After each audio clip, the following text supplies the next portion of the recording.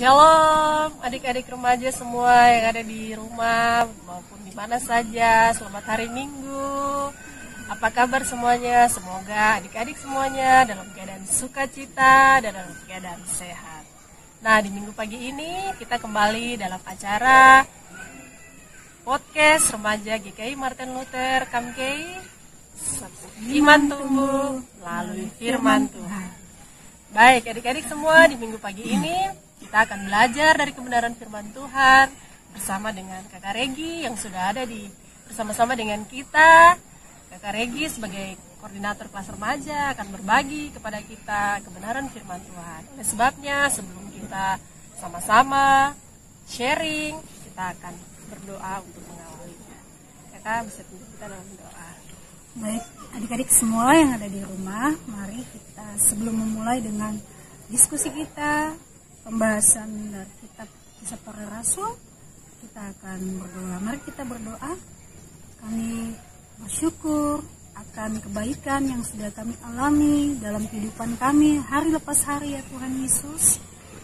Semua yang telah kami terima, Tuhan, yang baik berasal daripada-Mu. Oleh karena itu Tuhan, kami bersyukur dan berterima kasih atas segala sesuatu yang kami terima, yang baik yang datang daripada Engkau. Tuhan, di saat pagi hari ini, kami anak-anak remaja akan membaca firman Tuhan, bahkan akan belajar dari kebenaran firman Tuhan, dari kitab Kisah Para Rasul 18, Tuhan.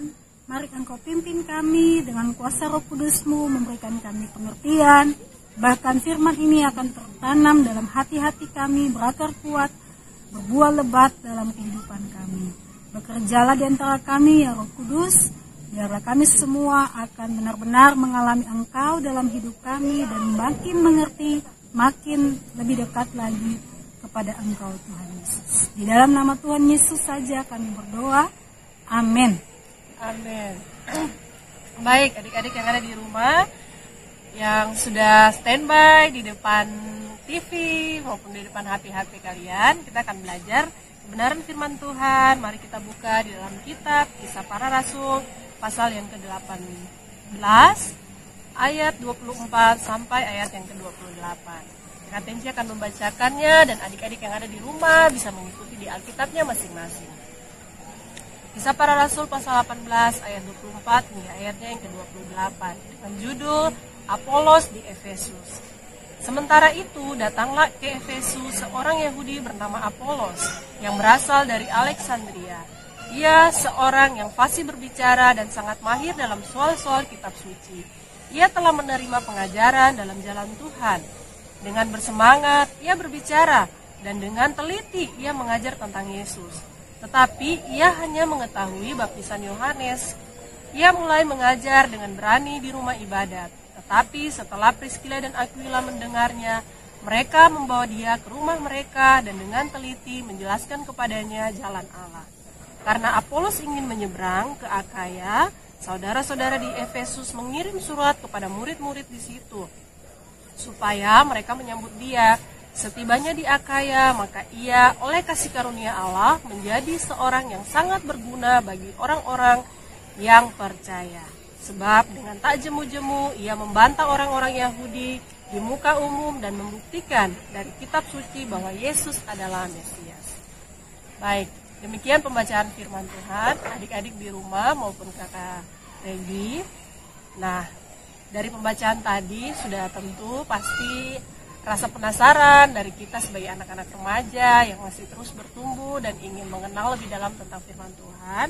Sudah tentu pasti kita ingin tahu bagaimana cerita tentang seorang Apolos ini. Minggu lalu kita sudah dengar cerita tentang Paulus, tentang Barnabas, tentang Stefanus. Nah, sekarang ada nama seorang yang bernama Apolos. Nah, Apolos ini seorang seperti apa? Jadi bisa namanya juga luar biasa karena apa? Kita Kisah Para Rasul kemudian mencatat namanya. Kenapa dia begitu istimewa sehingga namanya tercatat juga di dalam kitab Kisah Para Rasul?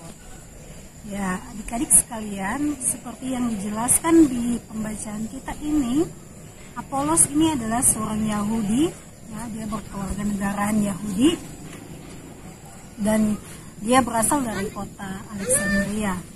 Nah, Apolos ini juga adalah salah satu pengikut Kristus karena Alkitab menjelaskan bahwa dia berbicara dengan teliti dan mengajar tentang Yesus dianya yang ke-25. Berarti dia seorang yang sangat teliti ya. Dia juga artinya di sini bahwa dia adalah seorang percaya. Orang percaya. Ya, orang percaya yang percaya kepada Tuhan Yesus. Tetapi bukan hanya saja dia percaya, tapi dia turut memberitakan Injil tentang Yesus. Luar biasa. Jadi dia adalah murid Yesus, rasul ya, yang mungkin tidak dari 12 rasul yang diutus, tapi ada rasul-rasul juga yang muncul ya, yang mau memberitakan Injil. Nah, Apolos juga adalah orang yang turut mengambil bagian dalam panggilan Allah sebagai saksi Kristus, melakukan amanat agung yaitu memberitakan Injil. Jadi Apolos di sini dia secara khusus dia memberitakan Injil di Efesus. Ya. Luar biasa. Jadi adik-adik kita sudah dengar penjelasan dari Kakak Regi kenapa seorang Apolos bisa namanya juga tercatat di dalam kitab Kisah Para Rasul, karena dia adalah seorang yang percaya kepada Tuhan, tetapi bukan sekedar percaya, tadi Kakak Regi bilang ya, bukan sekedar percaya saja, tetapi dia turut mengambil bagian dalam pemberitaan Injil ya. Nah, jadi dia melaksanakan amanat agung ya. Jadi kita menjadi percaya, tidak hanya kita hanya percaya, tapi turut memberitakan kepercayaan itu kepada orang lain, menjadi saksi bagi orang lain. Luar biasa adik-adik. Nah, tadi yang menarik lagi di sini Kakak, Apolos adalah seorang yang fasih berbicara dan sangat mahir dalam soal-soal kitab suci. Nah, di sini pasti adik-adik kita juga banyak yang fasih berbicara, tapi ketika kita diminta untuk berbicara hal-hal yang baik seperti memberitakan Injil atau bersaksi atau mengingatkan saudara kita, kadangkala tuh kita bilang kita tidak bisa. Iya Kakak, itu kira-kira tuh seperti apa sebagai seorang remaja terus kita melihat Apolos ini sebagai cermin bagi kita tuh seperti apa Kakak? Jadi kalau Kakak Tensi bilang tentang kadang kan kita fasih berbicara tapi kalau mau menyampaikan Injil itu kayak rasa berat ya. Iya. Kalau komen orang di Facebook tuh tempo berarti bisa. Jadi adik-adik memang betul sekali bahwa tidak berarti orang yang pandai berbicara, lincah berbicara, biasa berbicara itu dia juga adalah seorang pemberita Injil. Tidak semua kan adik-adik. Nah, orang yang pandai berbicara itu dia punya karunia juga, kelebihan ya. Kelebihan yang Tuhan kasih. Tuhan kasih. Jadi orang yang pandai berbicara itu satu kelebihan. Tapi kelebihannya itu kalau dia pakai untuk sesuatu yang baik, yaitu menyampaikan firman Tuhan atau menyatakan hal-hal yang baik, yang berbicara yang membangun, mendukung orang, yang positif, seperti Tensi bilang, memberikan motivasi. Maka karunia itu adalah karunia yang akan memberkati banyak orang dan memuliakan nama Tuhan. Tapi kalau dia pandai berbicara tapi dia tukang bicara orang, terus mungkin dia cerewet, itu yang salah ya. Itu saya pikir itu karunia yang salah digunakan. Ya, adik-adik itu. Terima kasih Kakak. Jadi kita kalau Tuhan sudah kasih kita karunia untuk bisa berbicara, kalau kecuali ya Kakak, kalau kita mungkin lahir bisu Kak, itu lain cerita. Ada orang bisu juga yang dia masih bisa memberitakan Injil ya. Maksudnya bersaksi lewat gaya hidupnya. Betul. Luar biasa sekali. Jadi pelajaran yang sudah kita ambil tadi bahwa dari seorang Apolos yang pandai berbicara, jadi dia menggunakan kelebihannya. Ada firman Tuhan bilang kuasa Tuhan menjadi nyata di dalam kelemahan kita, menjadi sempurna dalam kelemahan kita. Tapi ternyata bukan kelemahan saja, justru lewat kelebihan kita, kalau kita mau kasih untuk Tuhan, lebih dahsyat lagi ya Kakak. Betul, jadi seperti umpama talenta itu Kakak Tensi, kalau Tuhan sudah berikan kita talenta, tapi kalau kita tidak pakai, talenta itu tidak ada manfaat, dan bahkan Tuhan bilang, kok talenta tuh kasih kepada yang mengelolanya, yang pakai, itu artinya begitu. Jadi kalau kita juga diberikan karunia untuk berbicara, pasti berbicara, menyampaikan firman Tuhan dengan berani, pakai itu untuk kemuliaan Tuhan. Seperti Iya Kakak. Kakak di sini ada di ayat 25. ayat 25 ya, ia telah menerima pengajaran dalam jalan Tuhan. Berarti dia ini tidak mengajar kosong, tapi dia sebelumnya sudah mendapat pengajaran. Seperti kita anak-anak remaja, kita mendapat pelajaran dari guru-guru sekolah minggu, kakak-kakak pengasuh di kelas kita, melalui podcast juga kita belajar di sini. Nah, seperti Apolos, dia waktu mendapat pengajaran, dia dengan semangat berbicara dan dengan teliti ia mengajar tentang Yesus. Iya, Kakak Regi dan juga adik-adik, Kakak Tensi ingin Kakak Regi lebih mempertajam kita lagi dengan ayat 25 ini, bagaimana seorang Apolos ini dia bersemangat berbicara dan dengan teliti mengajar tentang Yesus. Iya, di ayat 25 ini firman Tuhan menjelaskan bahwa Apolos itu sebenarnya adalah murid yang sudah tekun mengikuti pengajaran rasul-rasul. Mungkin pada waktu itu rasul-rasul mengajar jemaat di Yerusalem ataupun di jemaat-jemaat Korintus, bahkan di Efesus Paulus pun datang seperti itu. Apolos turut mengambil bagian dalam pengajaran-pengajaran itu, sehingga Apolos juga mengerti tentang jalan Tuhan. Ya, di sini ia menerima pengajaran dalam jalan Tuhan.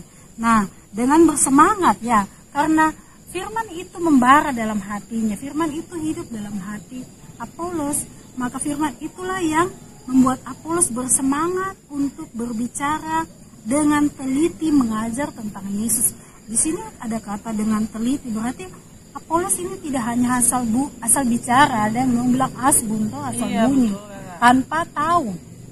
Ada yang kita kan hanya tahu sedikit, tapi tong asbun saja, tong sembarang, tidak. Paulus di sini dia bilang, maaf ya, Apolos. Dengan bersemangat dia berbicara dengan teliti, dia mengajar tentang Yesus. Jadi itulah yang Apolos lakukan, dia meneliti firman Tuhan, dan ketika dia setelah meneliti mendapatkan sesuatu dari hasil penelitian itu tentang Yesus, barulah itu hidup di dalam dia dan dia menyampaikan itu. Tapi Kakak Tenci di ayat selanjutnya, tetapi ia hanya mengetahui baptisan Yohanes. Baptisan Yohanes itu baptisan apa? Adik-adik mungkin juga bertanya-tanya kenapa Alkitab harus mencatat bahwa tetapi ia hanya mengetahui baptisan Yohanes. Mungkin dia harus jelasin pada adik-adik semua bahwa baptisan Yohanes adalah baptisan pertobatan. Artinya baptisan karena kita benar-benar mau meninggalkan hidup lama, kita deklarasi bahwa saya sekarang sudah memilih dan meninggalkan hidup lama saya memilih mengikut Kristus, dan kita secara terbuka kita nyatakan itu dan kita dibaptis. Artinya kita mati bersama-sama dengan Kristus, tetapi juga kita bangkit bersama-sama dengan dalam hidup yang baru ya, Kakak. Nah, kenapa sampai penulis ini dia menulis bahwa tetapi ia hanya mengetahui baptisan Yohanes. Ini berarti ada sesuatu yang kurang dari diri Apolos, toh? Meskipun dia sudah mengenal jalan Tuhan, dia sudah dibaptis dengan baptisan Yohanes, kemudian dia mengajar. Tetapi di ayat berikutnya ada sesuatu. Ia mulai mengajar dengan berani di rumah ibadah. Tetapi setelah Priscilla dan Aquila mendengarnya, mereka membawa dia ke rumah mereka dan dengan teliti menjelaskan kepadanya jalan Allah. Berarti ada sesuatu yang masih kurang dalam diri Apolos. Ini mungkin berkaitan dengan pengetahuannya yang terbatas ya, kan? Hanya mengetahui baptisan Yohanes saja. Sedangkan Priscilla dan Aquila mengajar dia jalan Tuhan yang lebih lagi. Mungkin saya berpikir di sini, berpikir bahwa ada sesuatu yang lebih, yaitu dia harus menerima baptisan Roh Kudus. Ya, karunia-karunia Roh Kudus. Ya, seperti para murid lainnya. Waktu peristiwa Pentakosta ya, Kakak. Iya. Dan itu seperti itu. Karena penulis di sini seolah-olah dia bilang bahwa dia hanya ini yang sepertinya masih ada sesuatu yang belum dia dapatkan. Mungkin seperti itu. Baik, adik-adik, luar biasa sekali ya seorang Apolos yang tadi di ayat-ayat sebelumnya menjelaskan bahwa dia adalah seorang yang mahir dalam soal-soal kitab suci saja pun masih dengan sukacita mau menerima pengajaran, masih dengan terbuka untuk diajar diisi lagi dengan rendah hati. Biasa kan kalau kita sudah tahu, untuk apa dengar kakak itu bicara? Terus satu sudah tahu. Itu yang menjadi poin penting dari seorang Apolos, bahwa meskipun dia sudah tahu dengan segala pengetahuan yang banyak ya kakak, tapi dengan rendah hati dia mau diajar oleh seorang Aquila dan Priscilla yang kita sudah dengar cerita minggu lalu bahwa mereka hanya seorang pembuat tenda, tukang tenda, pembuat kemah. Nah, luar biasa sekali ya. Kadang-kadang tuh kan kita, apa kakak pengasuh kah? Atau misalnya mama kah? Misalnya kita mama mungkin hanya lulus SMA atau mungkin punya pendidikan tidak tinggi seperti kita sudah bilang, kan tahu apa? Gitu so. Jadi kakak Tenji bisa membuat satu pemikiran seperti ini, bahwa kadang apa yang kita tahu secara akal kita itu belum tentu itu yang kita alami. Jadi dengan Tuhan tidak cukup hanya pengetahuan, tapi pengalaman itu yang harus kita rasakan. Kita bicara tentang kuasa Tuhan, tapi sudahkah kita merasakannya? Nah, pengalaman ini mungkin saya pikir Aquila dan Priscilla ingin membawa Apolos lebih dalam lagi, pengalaman dengan Roh Kudus secara khusus, mungkin saya berpikir seperti itu. Luar biasa sekali. Baik, adik-adik, kita sudah mendengarkan penjelasan bahwa jangan bosan-bosan, jangan merasa sudah cukup, kenyang, jangan merasa sudah kenyang, sudah cukup untuk kita sudah cukup tahu bahwa Yesus mati di kayu salib, bangkit pada hari ketiga, menebus dosa-dosa saya, sudah cukup sampai itu tidak. Itu belum cukup. Jangan pernah puas karena firman Tuhan selalu baru buat kita. Maka itu lewat podcast mungkin pengetahuan kita bisa diisi, bisa bertambah pengetahuan tentang Tuhan maupun pengalaman-pengalaman rohani kita bersama Tuhan juga mungkin bisa lebih dahsyat lagi ya. Jadi mungkin Regi juga bisa bagikan pengalaman seperti begini. Kita yang seperti sekolah teologi nah apa yang kita belajar di sekolah belum tentu itu yang kita terima di lapangan. Nah, ada kalanya Tuhan berbicara lewat orang-orang biasa yang tidak juga sekolah teologi. Tapi Tuhan mendidik kita melalui mereka. Seperti itu. Macam Priscilla dan Aquila kan bukan orang ahli Taurat seperti Paulus, toh? Tapi mereka juga Tuhan pakai untuk mendidik kita. Karena pengalaman bersama dengan Tuhan itu bukan hanya di kepala, tapi kita rasakan benar-benar dalam kehidupan kita. Terima kasih sekali kakak, sangat diberkati sekali. Untuk kalian yang merasa diberkati lewat kebenaran firman Tuhan, kalian juga bisa berbagi video ini ke teman-teman kalian yang mungkin belum menyaksikan.